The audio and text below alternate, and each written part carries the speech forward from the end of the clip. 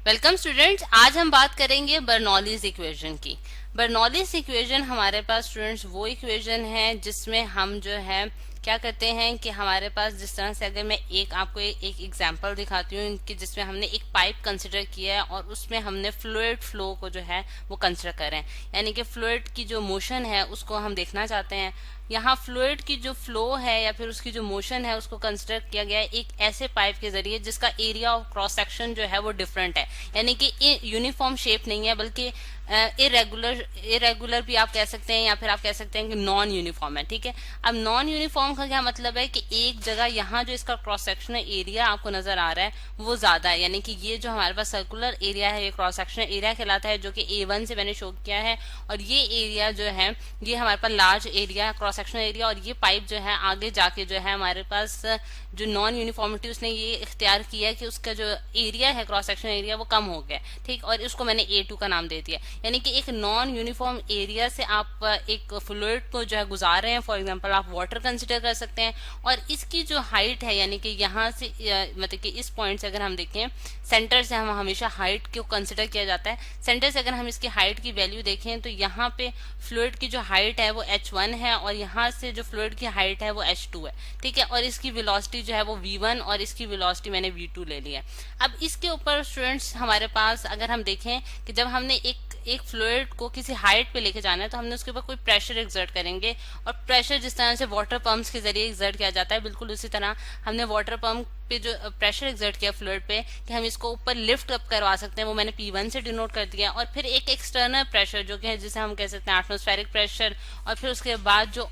External work done हो रहा है उसके ऊपर, यानी कि जो एक्सटर्नल प्रेशर है उसको मैंने P2 से डिनोट कर दिया। ठीक है, अब बर्नौलीज इक्वेशन जो है वो क्या करती है कि हमारे पास जो प्रेशर होता है, यानी कि प्रेशर जो एक्सर्ट हो रहा है फ्लूइड पे, ठीक, या फिर वो एक्सटर्नल प्रेशर भी हो सकता है या फिर वो प्रेशर भी हो सकता है जो हम उस पर एक्सर्ट कर रहे हैं, उसको रिलेट करती है। बेसिकली इसका रिलेशन बनाती है किसके साथ? वेलोसिटी के साथ, यानी कि वेलोसिटी ऑफ द फ्लूइड के साथ उसका रिलेशन बनाती है। और किसके साथ बनाती है? और उसकी हाइट के साथ बनाती है, प्लस यहाँ मैं लिख भी देती हूँ प्लस हाइट। ठीक है, अब यानी कि ये दोनों चीजें जो है वो प्रेशर के साथ रिलेट करके बताएगा। बर्नौलीज इक्वेशन हमें बताएगी कि ये इसका क्या रिलेशन है, यानी कि जिस तरह से हमने कॉन्टिन्यूटी इक्वेशन में देखा था कि उसने हम एरिया जो है यानी कि क्रॉस सेक्शनल एरिया को रिलेट किया था किसके साथ? वेलोसिटी के साथ। ठीक, तो और बर्नौलीज इक्वेशन हमारे पास क्या करेगी कि प्रेशर को रिलेट करेगी वेलोसिटी और हाइट के साथ, यानी कि अगर हमारे पास इन तीनों में से कोई चीज वेरी करेगी तो उसका क्या इफेक्ट होगा फ्लूइड फ्लो पे, यानी कि हम बेसिकली जो है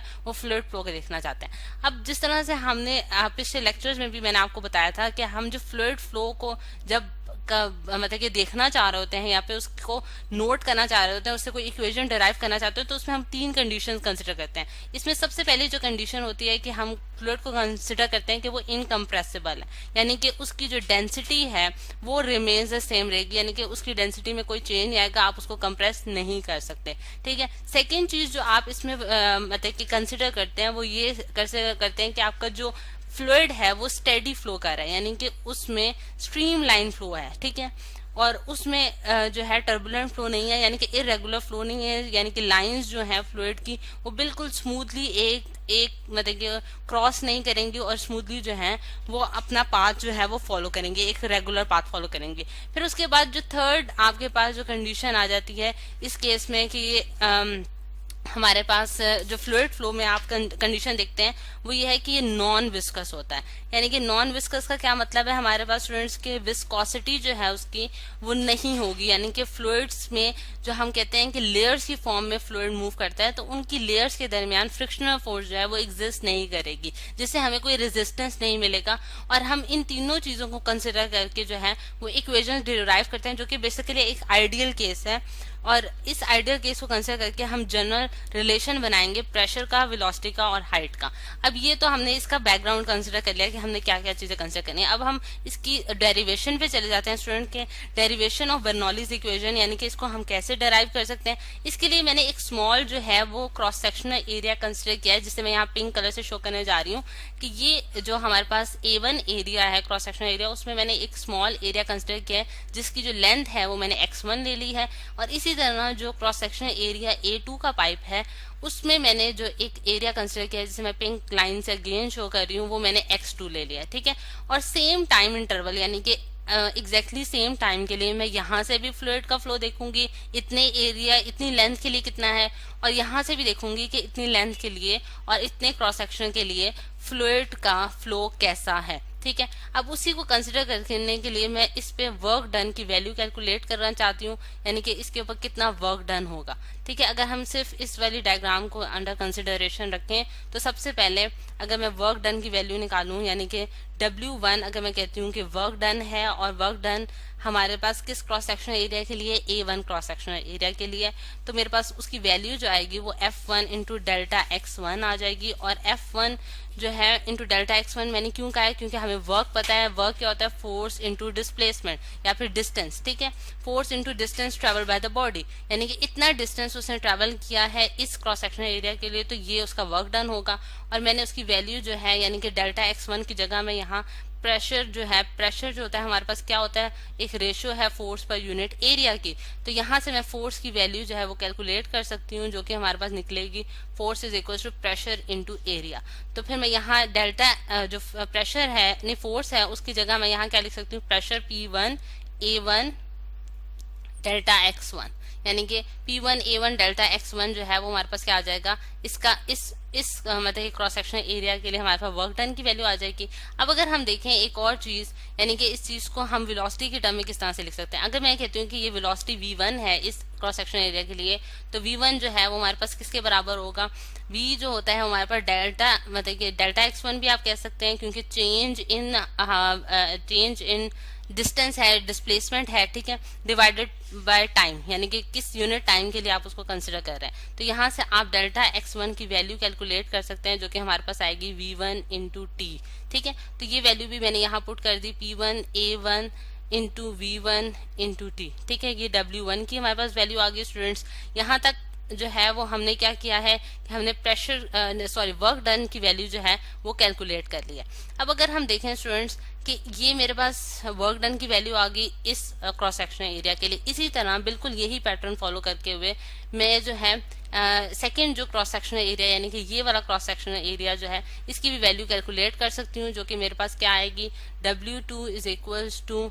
F2 इंटू डेल्टा x2, जो कि मैंने जितना एरिया मैंने उसके लिए कंसिडर किया है, और W2 जो है वो P2 into A2 into delta x2 आ जाएगी। और इसी वैल्यू को मैं इन टर्म्स ऑफ वेलोसिटी कैसे लिख सकती हूँ, P2 A2 into V2 into T। तो मेरे पास ये इक्वेशन 2 आ गई, जो कि वर्क डन है कि कितना वर्क डन जो है वो किया गया है यहाँ पे, ठीक है। अब इसमें जो सबसे इम्पोर्टेंट चीज है जो कि मैं अब आपको बताने जा रही हूँ वो ये है कि ये जो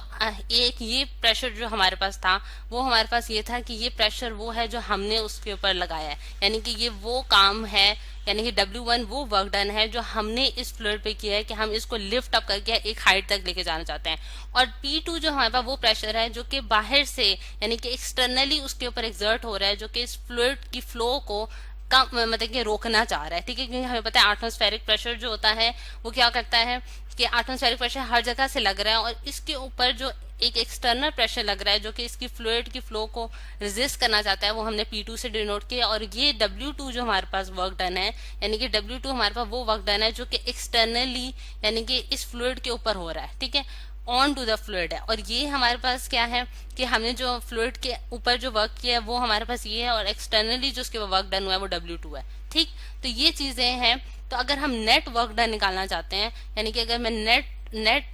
रिजल्ट निकालना चाहती हूँ, नेट वर्क डन निकालना चाहती हूँ, तो मैं कैसे निकालूंगी कि नेट, यहाँ मैं लिख भी देती हूँ, नेट वर्क डन जो है मेरे पास क्या होगा, नेट वर्क डन जो होगा वो मेरे पास W is equals to W1 minus W2 होगा। और W1 हमारे पास क्या है कि work done on the fluid है और work done by the fluid है, ठीक है। तो ये दोनों जो है ये आपने कंसिडर करने हैं कि जो work done by the fluid है, ठीक है, वो हमारे पास हमेशा नेगेटिव होगा, और ऑन द फ्लूइड जो है वो हमने पॉजिटिव लिया है, जिसके यहाँ मैंने पॉजिटिव साइन लगाया हुआ है, ठीक है। तो ये हमारे पास है स्टूडेंट्स इसका वर्क डन। इसके हम वैल्यू डाल लेते हैं तो हमारे पास क्या आएगी, P1 A1 into V1 T minus P2 A2 V2 T, ठीक। तो ये हमारे पास जो है वर्क डन की वैल्यू निकली है नेट वर्क डन जो कि इस फ्लूइड पे हो रहा है। नेक्स्ट लेक्चर में